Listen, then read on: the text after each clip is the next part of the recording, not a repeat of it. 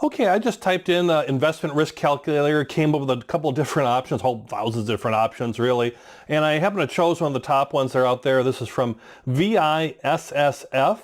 They're an Australian-based financial services firm. I don't do business with them. I don't really know them, but I popped up with their calculator. I thought they had a kind of a nice, easy-to-use calculator that kind of looked nice on the screen too, but it was a nice, easy to calculator. So I'm at VISSF. In Australia. Here's the link up the top there, and it's under calculators risk profile. All right, so we're going down here. It says risk calculator. What risk profile is right for you? And then a lot of times what these calculators do is they'll give you a series of questions, and if you answer these questions, they'll give you an idea. They'll spit back a report saying, oh, you're an aggressive investor, or you're a conservative investor, or you're somewhere in between. So like here's an example of a question. I seek the maximum possible return even though it may take several years to recover from potential losses in an extended down market. Am I willing to take that risk or not? So let's say I agree with that statement. You might be different. Let's say I agree. Maybe I don't strongly agree, but let's say I agree. And then I click next. And then there's more series of questions. I'm uncomfortable with potential losses during extended down market. That way I prefer investments with the lowest possible risk regardless of return. So if I'm really risk averse, I might be like this and I would strongly agree, but I'm less like that. I'll say I disagree on that as well. And you go through these questions and what do you want to keep up with inflation? Yeah, I certainly want to do that. I'm willing to take risks to do that. Maybe I'll even strongly agree with that. And you go through and you answer the questions. There might be like a dozen questions typically in these types of risk calculators. I've done it, so I like a cooking show, where they show you how to make the item that they're cooking, and then they show you the finished product, so you'd have to watch it bake. Well, it's kind of the same thing. You don't have to watch me answer all these questions, but to give you an idea what my report looked like when it came out. It said I had a score of 31. I'm not even sure what that means, but it does say that I have a balanced level of risk.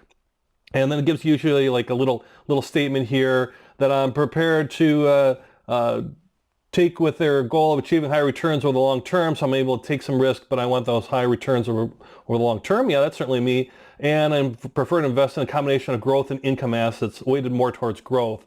And when they really talk in the green here with growth assets, they're thinking like stocks, and income assets being more like bonds would be another way to say it. So sometimes these calculators will spit out like this much in stocks, this much in bonds, this much in cash. Cash is the three main interesting. This one is kind of like growth and income. Green for, I would say, more like stocks, and gold there, or yellow for income. And it may invest 60 to 8% of your shares in property and stuff like that. So the breakdown of that number as for 60-80% breakdown between the two balanced levels. So I have this balanced level of risk where maybe I have 60-80% in growth and maybe 40 to 20% in income assets, or some type of balance with that. If I was a real heavy aggressive investor, it would be mostly all green, and if I was really more conservative, it would probably be mostly all yellow.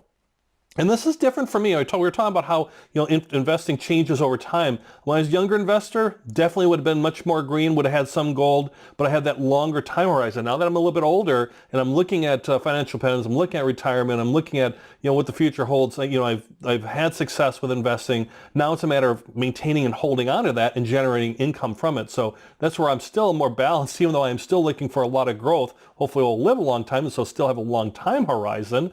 But that's where where I come out on the score. It's not a yes or no, this is definitely who I am or definitely who you are. It's a way to get the conversation started and start thinking about the types of investments that you want to have in your portfolio.